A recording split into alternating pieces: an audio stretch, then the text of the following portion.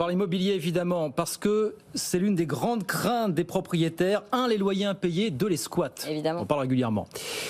Et il se trouve que la majorité vient de déposer une proposition de loi pour accélérer le règlement de ces contentieux et alourdir les sanctions. Ça devrait être voté à la fin du mois. Et c'est quoi l'idée ? Alors d'abord, avant de démarrer à vous expliquer l'idée, on va juste redire quelque chose. Évidemment, ça fait peur aux propriétaires, les impayés, les squats. Il faut quand même rappeler que malgré la surmédiatisation de ces cas-là, c'est ultra minoritaire. Je tiens à le dire pour pas donner envie à ceux qui nous écoutent de ne surtout pas investir en immobilier. Ça arrive, c'est vrai, mais c'est ultra minoritaire. Alors oui, effectivement... Des propriétaires qui ont quelques difficultés avec leur loyer, ça c'est pas minoritaire, ça arrive souvent quand même.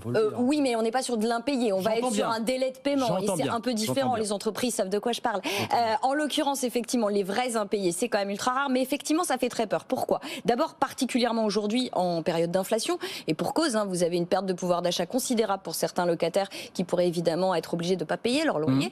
Et puis surtout, de toute façon, c'est un vrai problème quand ça vous arrive. C'est rare, mais quand ça vous arrive, c'est problématique. Pourquoi ? Parce qu'on a des délais de traitement de ces contentieux qui sont extrêmement longs.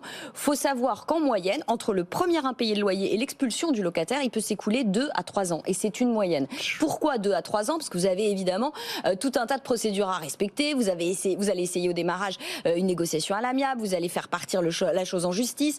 Vous allez de toute façon être soumis à l'obligation de la trêve hivernale qui protège les locataires pendant 5 mois sur 12 quand même.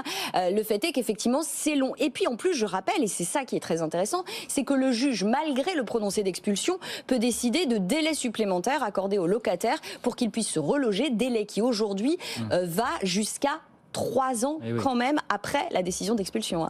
Et donc cette loi, qu'est-ce qu'elle pourrait changer Alors justement, l'idée c'est d'accélérer les choses pour le démarrage de la procédure et puis surtout pour ce dont je viens de vous parler, là sur les fameux délais que peuvent accorder les juges à un locataire expulsé. Je vous avais dit, ça peut aller jusqu'à 3 ans aujourd'hui.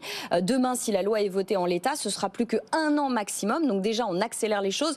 Je tiens à insister là-dessus, pas question de revenir sur la trêve hivernale, là-dessus, sur les impayés de loyer. En revanche, un mot quand même aussi des squats. Là, en l'occurrence, la loi est plutôt pas trop mal faite. Et je sais, ça va faire grincer des dents ce que je dis, mais effectivement, les choses ont été changées en 2020. Normalement, vous avez la préfecture qui est obligée de vous répondre dans les 48 heures quand même.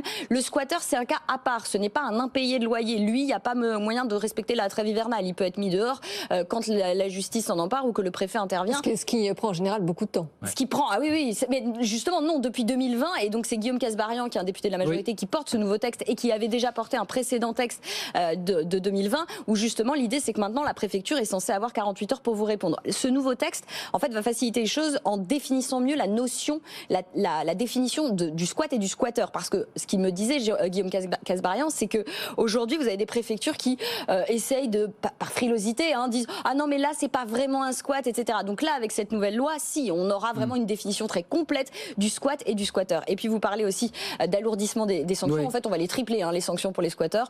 On passe à 45 000 € d'amende et 3 ans d'emprisonnement, donc on fait x3. Donc l'idée, c'est effectivement de mieux protéger les propriétaires face à ces risques-là, qui sont rarissimes. Mais on est d'accord, c'est rarissime, sauf qu'il suffit qu'il y ait un cas médiatisé de temps en temps pour... On va pas se mentir, c'est rarissime, mais quand ça arrive, c'est l'enfer.